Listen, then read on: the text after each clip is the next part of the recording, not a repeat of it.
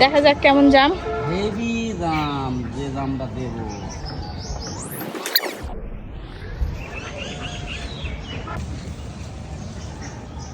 তাও হয়নি ভালো, আরো মোটা হবে। আর এই দেখেন গাছ থেকে জাম পেড়ে পেড়ে আমরা খাচ্ছি। এই যে গাছ থেকে জাম পাড়া হয়েছে।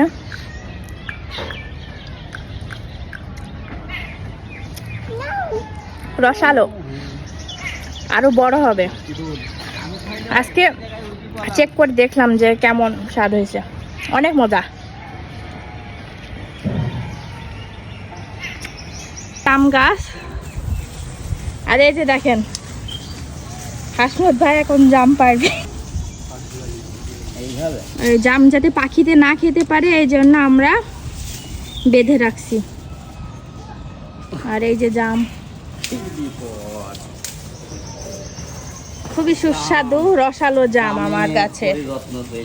বোম্বাই জাম, তাই তো হাসমত ভাই? বোম্বাই। ওই যে এবার